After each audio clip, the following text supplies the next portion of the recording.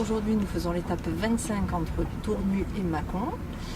Nous avons 32 km à parcourir, il fait toujours très très chaud. Ce matin, pour des raisons pratiques, en fait, nous avons fait la plus grosse partie du parcours, à savoir 22 km.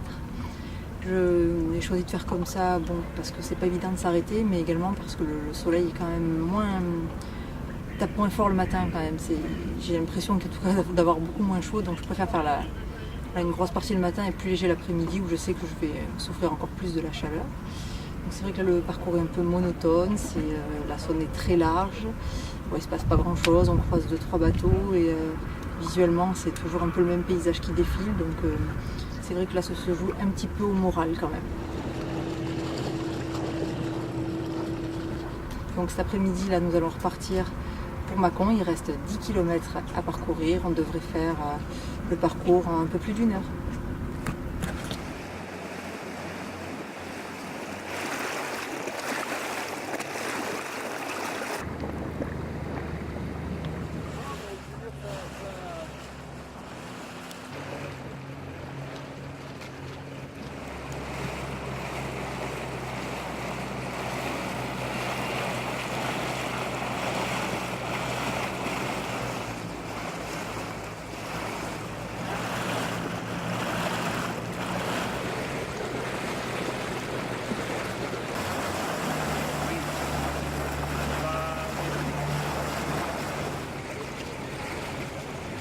Regardez la podium qui s'exerce, incroyable. Un énorme défi. Applaudissez Nathalie Benoît, s'il vous plaît. On enlève la viande là. Alors qu'on enlève le bateau, Michael, que le bateau. Il y a 2 mètres près.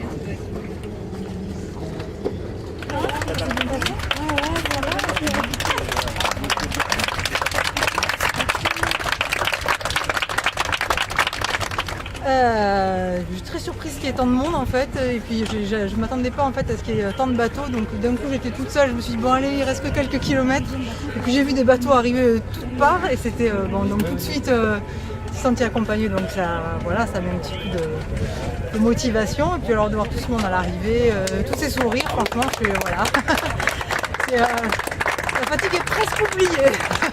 Dans 5 minutes, j'y penserai plus. Alors tu sais, nous sommes là, Nathalie, depuis ce matin, et il y a plein de personnes qui passent, et ils ont plein de questions à te poser, et on ne peut pas répondre à tout malheureusement. Donc ils m'ont posé la question, mais alors combien de temps elle rame? Est-ce que c'est compliqué? Qu'est-ce qui est le plus difficile? Mais pourquoi elle fait ce défi fou? On a toutes les questions depuis ce matin ici à Mâcon. Tu peux présenter un petit peu ton défi et puis pourquoi les 1000 km à la rame? Pourquoi Paris, Lyon, Marseille? Comment c'est venu? Pourquoi?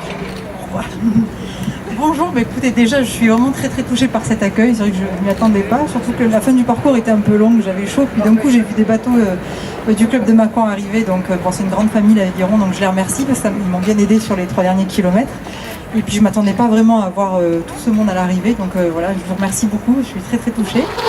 Tout va bien. Alors, je suis Nathalie Balland, je suis chargée de communication pour la direction territoriale Rhône-Saône basée à Lyon. Alors, Voies Navigables de France intervient en fait dans ce défi puisqu'on est un support essentiellement technique.